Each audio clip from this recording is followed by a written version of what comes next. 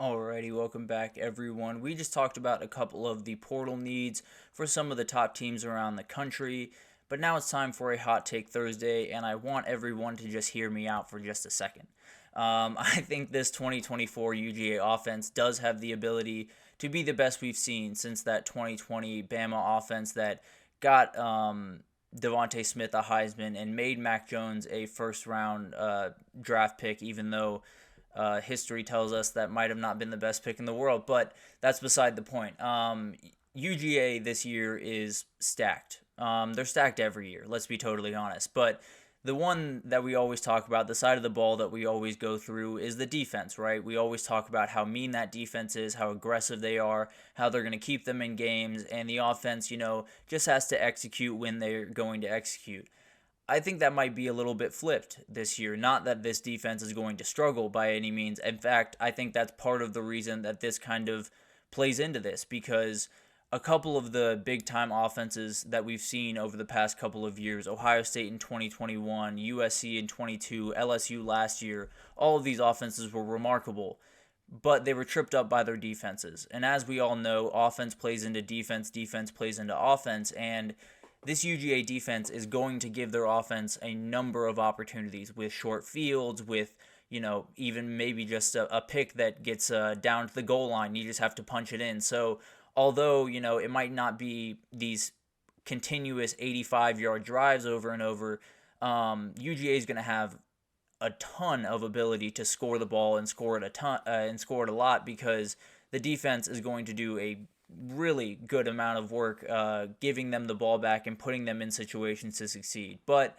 let's kind of break this down position by position. Let me take you through kind of the roster and why I think they're capable of what they're capable of, because as I go through it, it's just insane the number of guys that they have. So let's start with running backs, and Trevor Etienne is obviously the huge pickup this fall. He had a little bit of a run-in with the law that has kind of hurt his spring a little bit and put him in a little bit of jeopardy to lose that starting spot, but I still think he's the most talented guy in the room, as long as he can learn from that mistake, hopefully, and continue, playing football and being focused on football alone. I think he's more than capable of being the starter here. I tend to believe he will be the starter, but I think he's a huge piece for them. He adds a ton of speed, a ton of receiving ability to this team that already has a couple of absolute bruisers on the inside. Branson Robinson is someone that I think is going to be an absolute beast this year. I've talked about Justice Haynes a lot over at Alabama, and this is a guy that I think could be very similar this year. He could be someone that kind of steals the show in the SEC. He is such a beast. He can run over essentially anyone in front of him. And then you add someone like Roderick Robinson, who is literally impossible to tackle. Every single clip I've seen from spring practice has been him bouncing off defender after defender, because the dude's a bowling ball, and there's going to be essentially no way to stop him. So I think if you want a third down guy that is going to give you speed and have breakaway ability, Trevor Etienne is your guy. If you want a down in, down out back that is going to be able to take a huge chunk of the load whenever he needs to, Branson Robinson's right there. And then if you need a bruiser down towards the goal line, Roderick Robinson is going to be your guy. So there's remarkable amounts of talent in this running back room, as there always is, but this group especially, I think, is just so dynamic and has so many of the different boxes covered that you got to feel great about it. This wide receiver room, although, is the one that kind of sets this offense apart from past UGA offenses, because there's been talent all over the field for this UGA team, especially at positions like running back, O-line, and tight end. They have dominated those positions, but wide receiver has been a little bit hit or miss. They are obviously losing Ladd McConkey, who is a huge part of that offense and is someone that is going to be really hard to replace, but I'd make the argument that they are much scarier now than they were when a year ago. So first of all, let's go to the go-to guys as I see them. Dominic Lovett, Ra Thomas, and London Humphreys I think are going to be huge players for this team. Dominic Lovett came over from Missouri last year and kind of had an up and down year, made some big time plays, but not necessarily the receiver that they were hoping he would be. But I think he has gotten more and more comfortable and is ready to make big time plays this fall. Ra Thomas makes just highlight reel plays pretty much every time he's on the field. He made a play against Kentucky that was just out of this world. And then London Humphreys is someone that's just remarkable. All of these guys, I think, are going to be huge players for them. London Humphreys coming over from Vandy, just so much speed from the slot position. So I don't think that's going to be any type of problem. And then you have the guys that kind of make them elite. We've talked about, the top level guys, but as we know, that's not necessarily the biggest part of a team when you look at a wide receiver group. You need depth, you need a ton of people to throw to, and honestly, kind of forgot that I had this loaded up, so let's get this going. But let's move on. The wide receiver group is just remarkable. So let's move on to the guys that I think don't just make them a good wide receiver group, but make them an absolutely elite wide receiver group.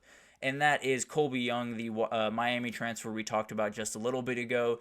Absolute monster, can make any catch in his vicinity, has a catch radius that many people envy. I'll say it that way. Arian Smith is the fastest guy on the field every single time he's on the field. He is going to make deep plays just so much easier for Carson Beck, where he can just unload a ball probably 65 yards down the field. Arian Smith will catch up to it and make a play. And then you have someone like Anthony Evans, who is an absolute wild card in this room. You can line him up all over the field. He's going to be the punt returner and is going to make some big-time plays, but I think he'll make more and more plays at wide receiver, especially if there's some injuries or some stuff that comes up for this team. I think he could be a huge player for them. But let's move on to the tight end room, because as we all know, Brock Bowers is walking out the door. Some people might expect this tight end room to be a little bit worse for the wear. Again, I think this might be a better room than it was a year ago, and I know that sounds crazy. Brock Bowers walking out the door, it's obviously someone you literally cannot replace, but I think the overall group that they have going into this year is just going to be more solid. I think Oscar Delp is someone that people are going to be shocked they didn't know how good this kid was, because he was doing a lot of run blocking last year, and he'll do a good bit of that this year. They have Ben Urasek, a Stanford transfer, coming in, one of the best pass-catching tight ends in the country, so Oscar Delp will still be a big-time blocker for them, but definitely will be a big-time part of the pass-catching offense as well, because he is just so versatile, is remarkable, and I think NFL scouts are going to fall in love with this kid. And then Lawson Lucky, I think, is someone that will kind of play the Oscar Delp role from a year ago and just pancake guys over and over and over again. So this room, as always, is absolutely wild. I think Brock Bowers, while he had to carry a huge amount of the load in terms of, the receiving abilities of that room, it doesn't necessarily need to happen for Ben Urasek or for Oscar Delp or for even Lawson Lucky in those times that he's going to get a couple of plays. So I think this is just a more spread out room. I think they have the ability to do a ton of really, really different things and have a couple of guys where you can rotate them in and out and keep defenses very, very tired, especially those safeties and linebackers that have to guard these guys. So I think this tight end room is just remarkable, as it always is under Todd Hartley. But let's get into the offensive line, because as incredible as these other three position rooms have been, the offensive line is the most mind-bogglingly good. That's actually what I wrote down here. They're the best position room on this team. They are just remarkable in every facet of the game. I think it all starts with Tate Ratledge. He is the leader of this group. He easily could have gone to the draft and been, if not a first-round pick, a second-day pick, and been a big-time piece for an NFL team, but he decided to come back. Ernest Green is one of the best tackles in the entire country at left tackle. Xavier Truss across from him at right tackle is a huge guy who has tons of experience at his disposal.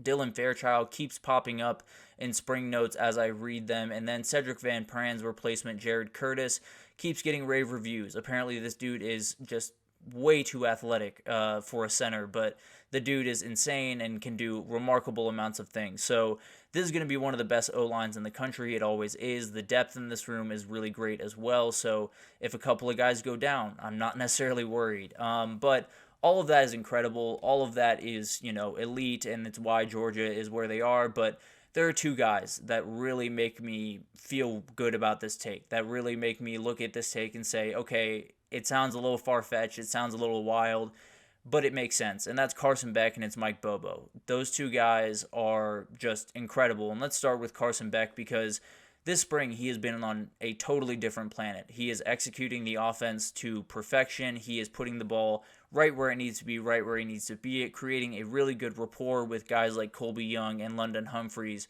and Arian Smith, someone coming back from injury. So all of this is coming together for Carson Beck about as well as you possibly could have hoped. He is doing everything as beautifully as you would have wanted if you're a UGA fan, and he's likely going to carry that over into the season. I have said time and again that I think he will be the number one pick off the board in the 2025 draft, and I think it's because this offense is going to be just lights out. And then let's talk about Mike Bobo, and it has a lot to do with just who he is. He is so calm. He has remarkable amounts of football experience behind him, but the reality is the biggest thing about this is he is in total lockstep with Carson Beck. There is no confusion between them. They know exactly what they mean. They almost speak their own language at this point. They are as comfortable with each other as they possibly could be.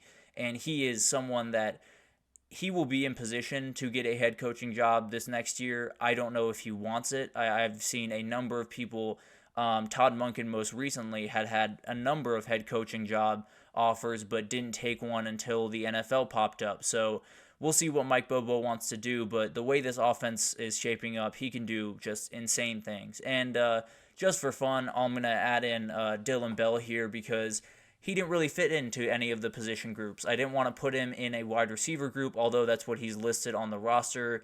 I didn't want to put him at running back. I kind of want to put him at quarterback, to be totally honest with you, but this kid threw a touchdown last year. He ran for a touchdown last year. He caught a touchdown last year. So he can do whatever he wants on the football field. He has ultimate confidence, or the coaching staff has ultimate confidence in him. He is someone that is going to be huge for this success and make them impossible to guard. All of these guys before make it really, really, really, really hard to guard them.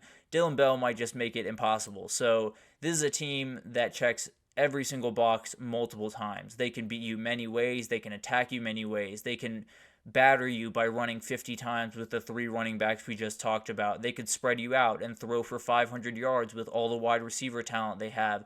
They can play fast. They can play slow, attack the middle of the field, the outside of the field. They can literally do everything on a football field. They have all of the bases covered, can do anything that they want to do, and it just helps that they have the most accurate quarterback in the country helping them along. So I think Carson Beck and this group is just going to be absolutely insane. I cannot wait to watch this group work and us be talking about Georgia's offense and not Georgia's defense as we get later into the season. But that will do it for this edition of the GSMC College Football Podcast presented by the GSMC Sports Network. Your support means a lot to us, so please remember to subscribe to the show, leave a positive review. It does make a huge difference for us. Also, follow us on Facebook, Twitter, TikTok, Instagram, and much more for all of the content and updates. We have so many people covering every sport you could think of. So if you're a fan of pretty much anything, we have it covered for you over on GSMC. So definitely check us out. But thank you once again for listening, and I will see you guys tomorrow.